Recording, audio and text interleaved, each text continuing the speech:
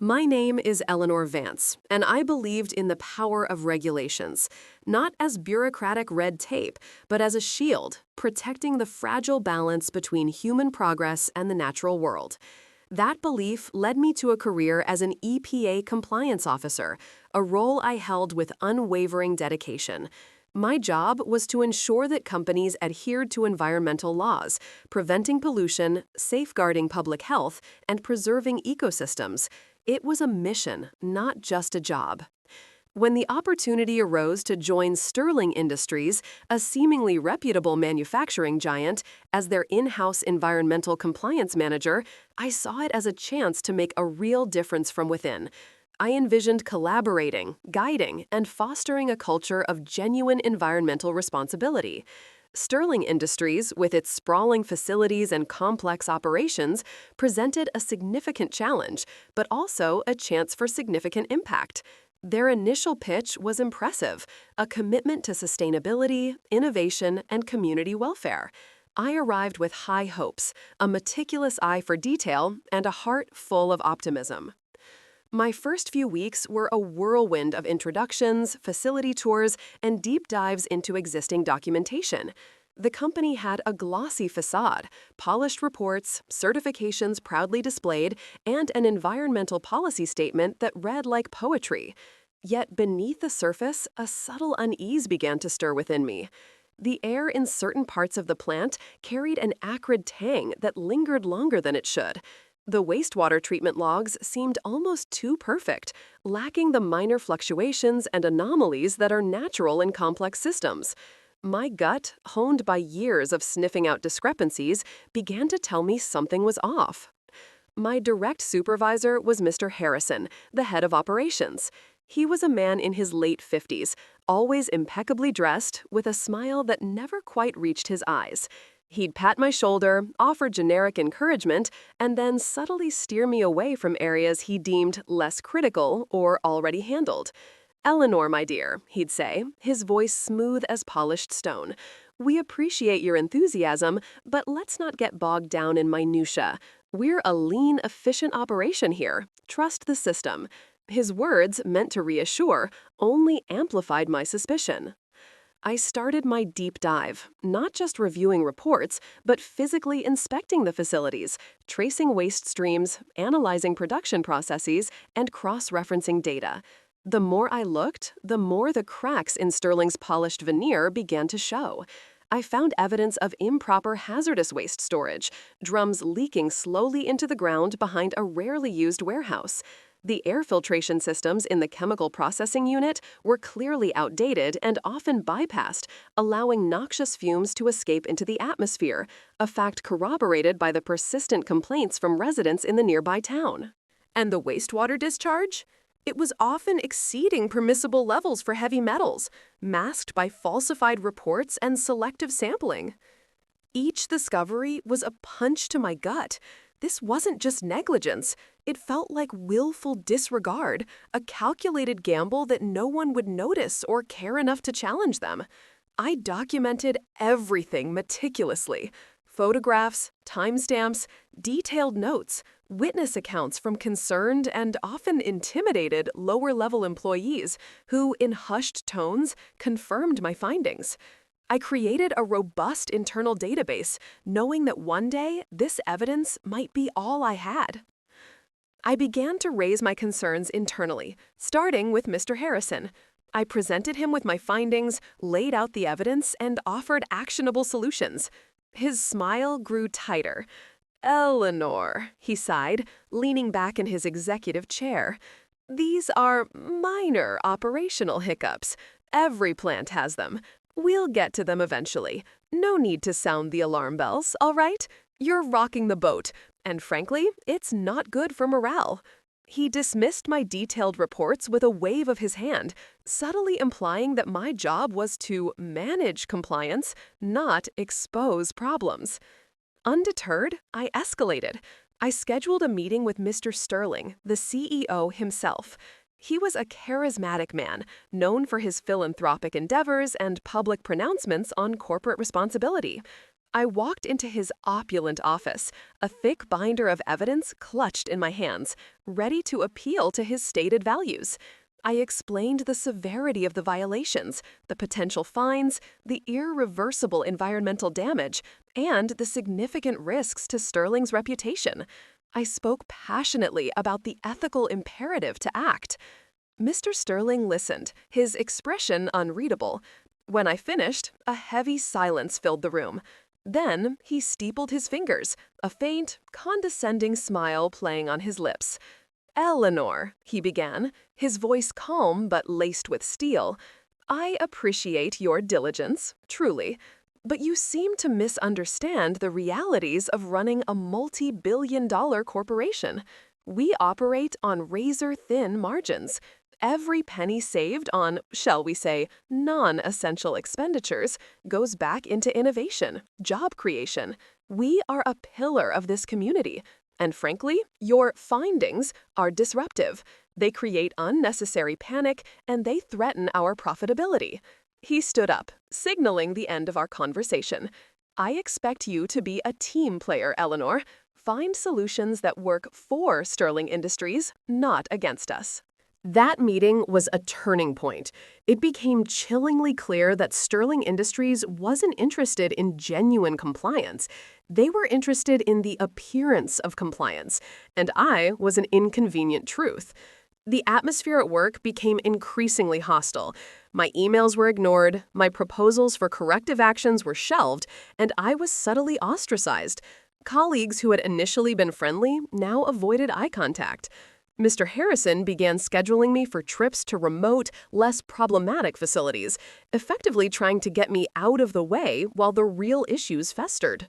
The pressure was immense. I felt like a lone voice against a powerful tide. But the images of polluted streams, the memory of that acrid smell, and the knowledge of the health risks to the community kept me going. I knew I couldn't back down. My integrity, my entire professional ethos was on the line. I compiled a final, comprehensive report detailing every violation, every instance of corporate obfuscation, and every ignored warning. It was a damning indictment, a testament to Sterling's deliberate negligence. I submitted the report directly to Mr. Sterling and Mr. Harrison, giving them a final ultimatum: address these issues immediately and genuinely, or I would have no choice but to take further action. The response came swiftly and brutally. 2 days later, I was called into Mr. Harrison's office, Mr. Sterling on a speakerphone, his voice devoid of warmth. "Eleanor," Mr. Harrison began, his face impassive, "we've decided to go in a different direction. Your services are no longer required. We believe you're not a good fit for our corporate culture." I remember the blood draining from my face, the sudden chill that spread through my limbs. Fired for doing my job, for upholding the very principles they claimed to espouse. The injustice was a physical blow. I felt a surge of raw, incandescent rage, followed by a profound sense of betrayal. But beneath the shock, a quiet resolve began to harden. They thought they could silence me. They were gravely mistaken. As I gathered my personal effects, escorted by a stony-faced HR representative, I felt a strange calm descend upon me. They had made their move. Now it was my turn.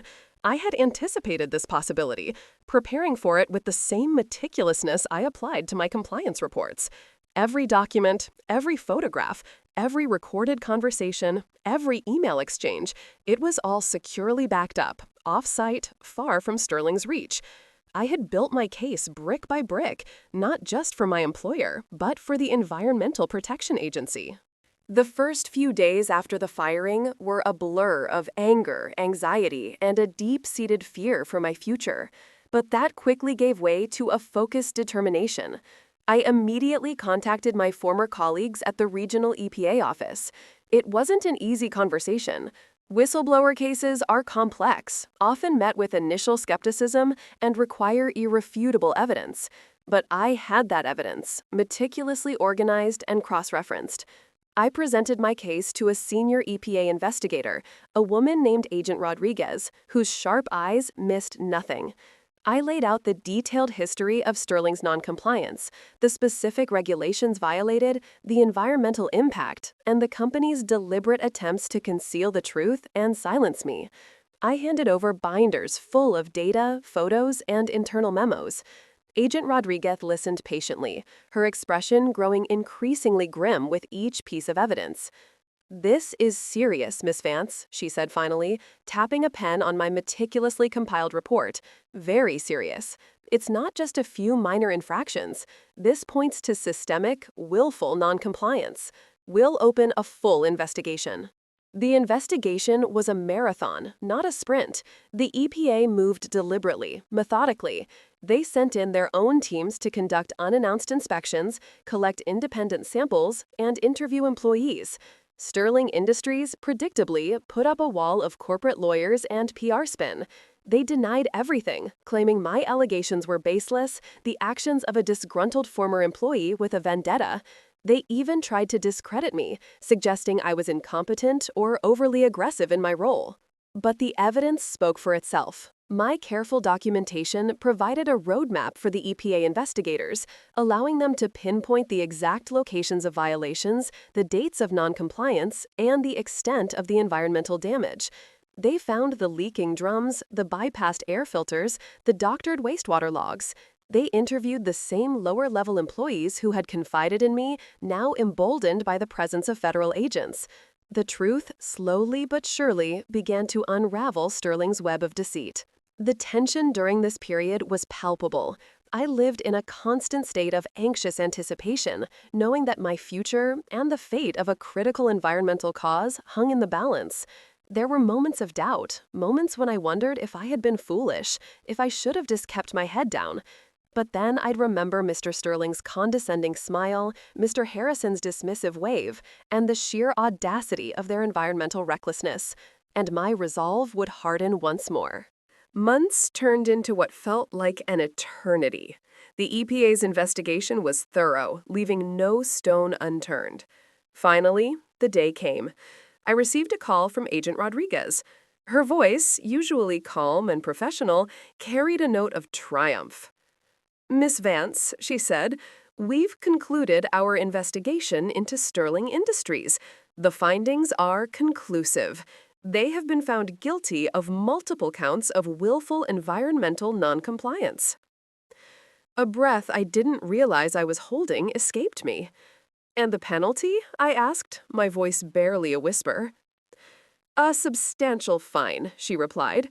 "Due to the severity and the willful nature of the violations, coupled with their attempts to obstruct the investigation and their prior knowledge of the issues, the EPA has levied a fine of $2 million. $2 million. The number echoed in my mind, a powerful symphony of vindication. $2 million. That was the price of their arrogance, their greed, their blatant disregard for the environment and the law. It was a tangible, undeniable consequence of their actions, a direct result of their decision to fire the very person trying to prevent it. The news hit the financial wires like a shockwave. Sterling Industries' stock took a significant hit. Their carefully cultivated image of corporate responsibility shattered overnight. Public outcry was swift and severe. Mr. Sterling issued a boilerplate apology, blaming isolated incidents and misguided employees, but it was too little, too late. The damage was done. I watched the news reports, read the articles, and saw the headlines. There was no direct mention of me, Eleanor Vance, the fired compliance officer, but I knew my role. I was the unseen hand that had brought this Goliath to its knees. The satisfaction was profound, a deep, resonant hum of justice served. It wasn't about personal revenge, not entirely. It was about accountability. It was about proving that environmental laws matter, and that corporations, no matter how powerful, are not above them. The $2 million fine was a significant blow to Sterling Industries, forcing them to reevaluate their entire operational strategy and invest heavily in genuine compliance measures. Mr. Harrison was quietly reassigned to an early retirement, And there were rumors of Mr. Sterling's position being under review. The company was forced to undergo a radical transformation, not because they wanted to, but because they had to. As for me, the experience, though harrowing, forged me anew. It reaffirmed my commitment to environmental protection and strengthened my belief in the power of integrity. I eventually found a new role, one where my expertise was valued and my voice was heard. The scar of being fired unjustly remained, but it was overshadowed by the profound satisfaction of knowing that I had stood my ground, upheld my principles, and ultimately made a difference. They fired the EPA compliance officer, thinking they could save a few dollars. It cost them $2 million, and a lesson they would never forget. And that, I realized, was a victory far more valuable than any job.